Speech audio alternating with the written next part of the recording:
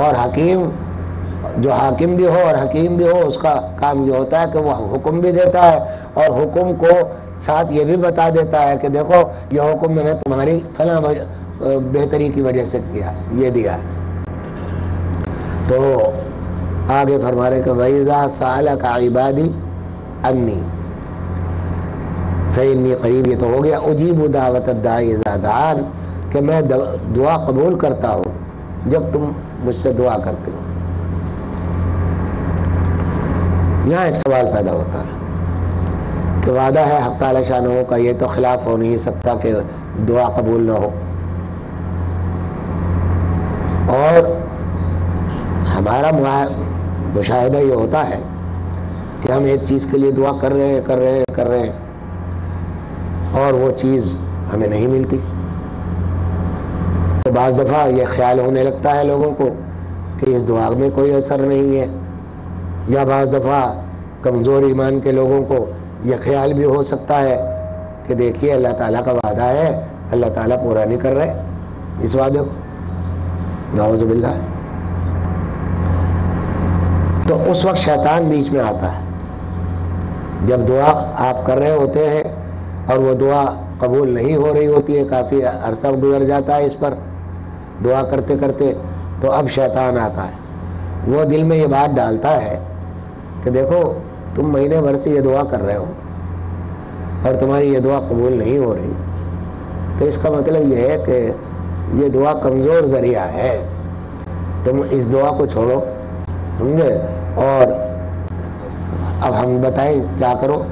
پھر وہ مختلف تدبیریں بتاتا ہے کہ فلاں مولوی کے پاس جاؤ، فلاں عامل کے پاس جاؤ، فلاں وظیفہ بتانے والے کے پاس جاؤ، وہ تمہیں بتائے گا کہ کیا کرنا ہے کیا نہیں کرنا ہے۔ اب اگر مولوی کسی اچھے مولوی کے پاس چلا گیا جو جانتا ہے، تو اس کا جواب یہ دے گا کہ بھئی تمہاری دعا اس لیے قبول نہیں ہوئی کہ تم نے دعا کے جو قبولیت کے شرائط ہیں، شرطیں ہیں، تم نے وہ پوری نہیں کی۔ جواب تو صحیح ہے یہ بھی، کیونکہ دعا کے قبول ہونے کی بھی بعض شرطیں اللہ تعالیٰ نے حدیث میں بیان کی ہیں، حضور صلی اللہ علیہ وسلم نے، اور شرائط موجود ہیں۔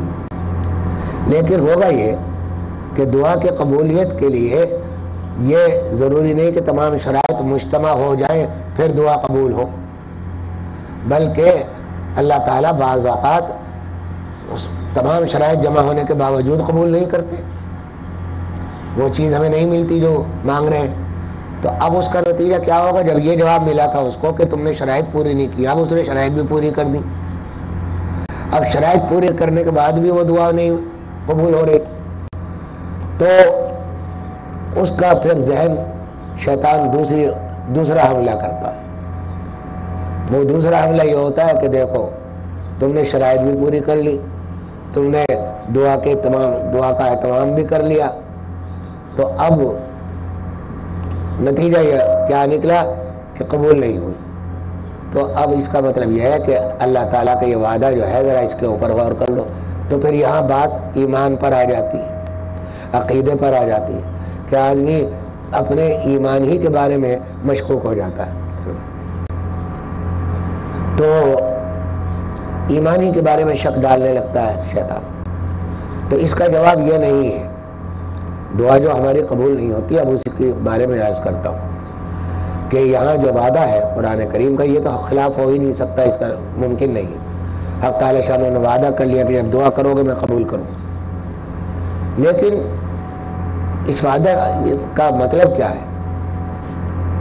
قبولیت کی دو درجے ہوتے ہیں۔ ایک درجہ قبولیت کا یہ ہے کہ آپ اپنے ایک مقصد کے لیے بادشاہ کو یا کسی عدالت میں یا کسی جگہ درخواست دیتے ہیں کہ میرا یہ معاملہ ہے، میری یہ درخواست قبول کر لی جائے۔ تو آپ دیکھتے ہیں کہ عدالتوں میں کسی بھی آپ جب کوئی مقدمہ پیش کرتے ہیں تو اس کی سماعت کے لیے درخواست اگر قبول ہو جائے تو آپ اس کے لیے کتنا بھاگ دوڑ کرتے ہیں۔ کیا صاحب مثلا عدالت نے آپ کی درخواست لے لی یہ کہہ کر کے ٹھیک ہے ہم اس کے اوپر غور کریں گے اور اس کے بعد فیصلہ دیں گے۔ تو یہ قبولیت کا پہلا درجہ یہ ہے کہ درخواست آپ کی قبول کر لی جائے، لے لی جائے۔ بہت سے تو درخواستیں ہوتی ہیں جو رد کر دی جاتی ہیں۔ آج کل آپ دیکھ رہے ہیں عدالت میں کتنی درخواستیں پیش ہوتی ہیں، کتنے بل پیش ہوتے ہیں، وہ مسترد کر دیے جاتے ہیں، ختم کر دیے جاتے ہیں۔ تو ایک درجہ قبولیت کا تو یہ ہے کہ آپ کی درخواست کو اللہ تعالیٰ نے قبول کر لیا، کہ لے لیا، کہ ٹھیک ہے ہم تمہاری یہ درخواست قبول کرتے ہیں، اس کے اوپر اب ہم فیصلہ کریں گے یہ دیکھ کر کہ کون سی بات تمہارے حق میں بہتر ہے اور کون سی بات بہتر نہیں ہے۔ تو اجیب دعوت الداعی میں یہ جو وعدہ کیا گیا وہ یہ ہے کہ ہم نے تمہاری درخواست کو قبول کر لیا، اور قبول کر لینے کا مطلب یہ ہے کہ ہم اب اس کو اپنے سامنے رکھیں گے اور تمہاری مصلحتوں کو سامنے رکھتے ہوئے دیکھتے ہوئے پھر اس کے اوپر غور کریں گے کہ تمہیں کیا تمہاری یہ خواہش پوری کر دی جائے، یا یہ کہ اس خواہش کے بجائے تمہیں اس سے زیادہ اچھی کوئی چیز دے دی جائے۔ وہی قبولیت کی کئی شکلیں ہوتی ہیں دعا کی۔ ایک شکل تو قبولیت کی یہ ہے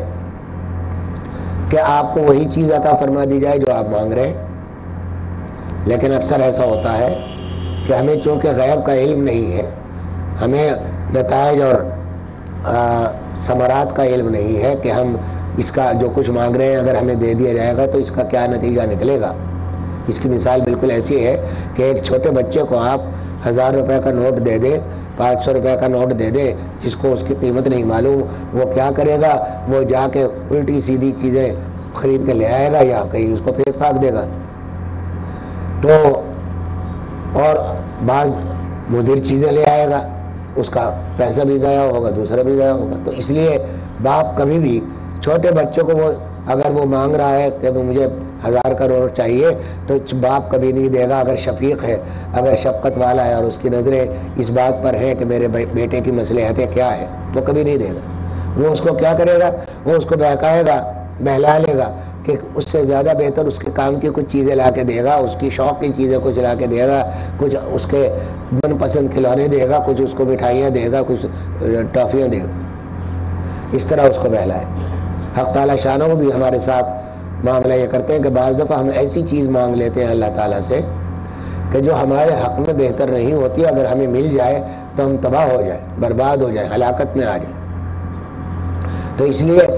درخواست لے لی تھی اور قبول بھی کریں گے، اور قبول کرنے کا طریقہ اس کا پھر یہ ہوتا ہے کہ ہم اسی دنیا میں یا تو تمہیں اس سے اچھی چیزیں دے دیں گے، وہ نہیں دیں گے جو تم مانگ رہے ہو، اس واسطے کہ وہ تمہارے حق میں بہتر نہیں ہے۔ اب اس سے بہتر چیزیں جب دیں گے، تمہیں مختلف نعمتیں عطا کریں گے، تو وہ نعمتیں جب آتی ہیں آپ کے پاس تو آپ یہ سمجھتے ہیں کہ یہ تو ہماری کوششوں کا نتیجہ ہے، یہ ہم نے فلاں کوشش کی تھی، اس کی وجہ سے ہمیں یہ نعمت ملی ہے۔ حالانکہ وہ نعمت ملی ہوتی ہے اس دعا کے قبولیت کی بنا پر جو آپ نے کی تھی کبھی اور اللہ نے قبول کر لی تھی، اور اس پر اللہ تعالیٰ نے یہ دوسری نعمتیں آپ کو عطا فرمائی تھی۔ تو ایک شکل تو دعا کی قبولیت کی یہ ہوتی ہے۔ دوسری شکل دعا کی قبولیت کی یہ ہوتی ہے کہ ایک بیٹا ہے، وہ آپ اس بیٹے کے باپ ہیں، شفیق اور مہربان ہیں، آپ چھوٹا ہے، اب آگے آپ یہ سوچتے ہیں کہ بھئی پتہ نہیں میری زندگی کتنی ہے کیا نہیں، تو آپ اس کے لیے ایک بینک میں اکاؤنٹ ایک رقم مختص کر دیتے ہیں، بینک میں رکھ دیتے ہیں کہ یہ جب بڑا ہوگا، جب یہ اس قابل ہوگا کہ یہ اس کی ضرورت پیش آئے تو وہ بینک سے اپنے یہ پیسے نکال کر اپنے خرچ میں لے آئے، یا اس کے نام کوئی جائیداد کر دیتے ہیں، یا اس کے لیے کوئی ایسی چیز خرید لیتے ہیں، کسی کاروبار میں انویسٹمنٹ کر دیتے ہیں، لیکن وہ ہوتا اسی کا ہے اور وہ آپ اس کے لیے مخصوص کر دیتے ہیں۔ تو اس کے مستقبل کے لیے یہ کام کرتے ہیں۔ تو حق تعالیٰ شانہ بھی یہ معاملہ اکثر بندوں کے ساتھ کرتے کہ اب وہ چیز تو نہیں ملی جو مانگ رہے تھے، لیکن ہم چونکہ نادان ہیں اور نہیں جانتے کہ غیب میں کیا چھپا ہوا ہے، تو اس واسطے ہم جو چیز مانگ رہے ہیں اگر وہ ہمارے حق میں بہتر نہیں تو حق تعالیٰ شانہ کبھی نہیں دیں گے، اور یہ نہ دینا ان کی انتہائی بڑی شفقت کا معاملہ ہوگا۔ ہم یہ سمجھتے ہیں کہ اللہ تعالیٰ نے ہماری دعا نہیں قبول کی اور اس سے ذرا دل میں شکایت پیدا ہو جاتی ہے۔ یہ شکایت کا موقع نہیں بلکہ شکر کا موقع ہے کہ اللہ تعالیٰ نے ہمیں وہ چیز نہیں دی جو ہمارے لیے نقصان دہ تھی۔ تو اس لیے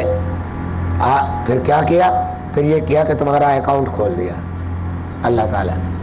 سمجھے؟ اب آپ دعا کر رہے ہیں، وہ اکاؤنٹ میں آپ کے انویسٹ کیا ہوا ہے، وہ پروفٹ اس کا جمع ہو رہا ہے، اور آپ کو اس وقت ملے گا جب آپ کو اس کی بہت زیادہ ضرورت ہو، اور وہ ضرورت اس وقت ہوگی جب آپ اس دنیا سے جائیں گے آخرت میں۔ وہاں معاملہ عجیب و غریب ہوگا کہ انسان بعض اوقات دنیا میں دعائیں کرتا ہے، ایک حدیث میں آتا ہے کہ ایک شخص آئے گا، پیش ہوگا آخرت میں، اور اس کو اپنا گناہگار ہوگا، بہت برے کام کیے ہوں گے دنیا میں، اپنی حالت پر بڑا ڈر رہا ہوگا، خوف زدہ ہوگا کہ پتہ نہیں میرا کیا معاملہ ہوتا ہے، لیکن دعائیں کرتا تھا اللہ تعالیٰ سے۔ اب جس وقت وزن اعمال کا سلسلہ شروع ہوگا تو اس وزن اعمال کے وقت دیکھے گا کہ فرشتے لا لا کر اس کے لیے اعمال کا لا کر ترازو میں ڈال رہے، وزن ہو رہا ہے، وہ حیرت میں ہوگا کہ یہ کہاں سے آ گئی، تو بتایا جائے گا کہ یہ وہ دعائیں ہیں جو اللہ نے تمہارے لیے رکھ لی تھی اپنے پاس، اور آج وہ تمہارے کام آ رہی۔ تو اس واسطے یہ وہ وقت ہوگا کہ اس سے زیادہ ضرورت کا وقت اور کوئی نہیں، کیونکہ میں نے شاید پہلے ذکر کیا تھا کہ کسی کا قرض آپ کے ذمے ہے، فرض کیجئے 10 روپے، آج یہاں 10 روپے کی کوئی حقیقت نہیں، آج 10 روپے کا آدمی ایک پان کھا کے تھوک دیتا ہے، سمجھا؟ تو یہ 10 روپے اگر قرض آپ لے گئے قبر میں، تو اب آپ اس کو ادا تو کرنا پڑے گا، کیونکہ اللہ تعالیٰ کیا انصاف تو ہوگا، حق تعالیٰ شانہ فیصلہ تو انصاف کے ساتھ ہی کریں گے۔ تو جس کے 10 روپے ہیں اس کو حق دے دیا آپ نے کہ وہ آپ کے نیک اعمال میں سے، وہ نیک اعمال کے بدلے اس کا حق ادا کیا جائے۔ آپ کے پاس وہاں کرنسی نہیں ہوگی، آپ کی جو وہاں کی چلنے والی کرنسی وہ تو نیکیاں ہیں، ان نیکیوں کو آپ نے دے دیا اس کو حق 10 روپے کی وجہ سے کہ وہ آپ سے آپ کی نیکیاں لے لیں۔ ایک حدیث کا مضمون ہے کہ ایک شخص آئے گا